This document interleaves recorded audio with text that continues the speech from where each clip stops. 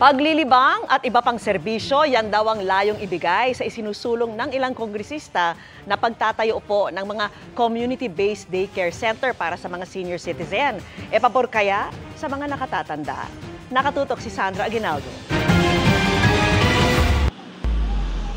Sa edad na 75, tumutulong si Adelina sa tindahan ng kanyang pamilya, katuwang ang kanyang anak at ilang apo.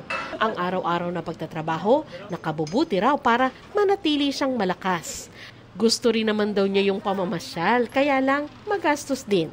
Pag Sabado o Linggo, kasama ko yung mga anak ko. Naglalakad po sa UP, kaya lang yung time ko, ubusin ko na lang dito sa negosyo namin. Wala tayong pera sa pasyal. Ang mga tulad ni Adelina ang maaring makinabang kumaysa sa batas ang House Bill 10362 na naglalayong magtayo ng mga daycare center sa bawat barangay para sa mga senior citizen.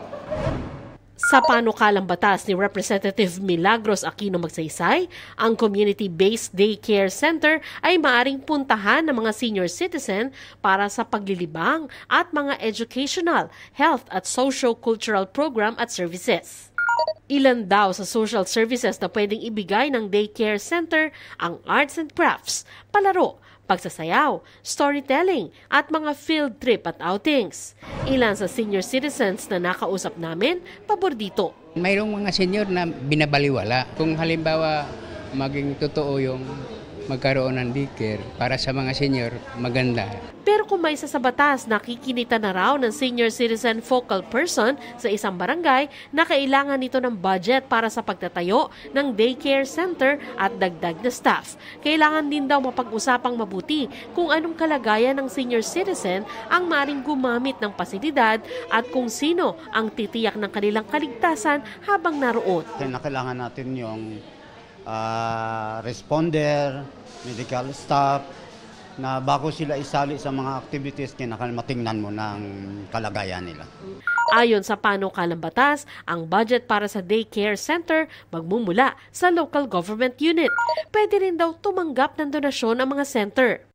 Bagamat magandang ideya naman, ilan sa aming nakausap nagsabing may ibang mas mahalagang pangangailangan ang mga matatanda. Itugunan muna yung mga nakapinding na bill para sa mga benefits ng mga senior citizen. Katulad nung sa NCAC, yung universal pension na sinasabi nila, wala pa ho yun. Sana ma-implement na yung pagdating mo ng 80, may 50,000 ka. Pagdating mo ng 90, additional 25,000. Pagdating mo ng 125, which is tama sana. Kasi habang yung senior 80 pa lang, may enjoy na po yung 50,000 niya. Para sa GMA Integrated News, Sandra Aguinaldo, nakatutok, 24 oras.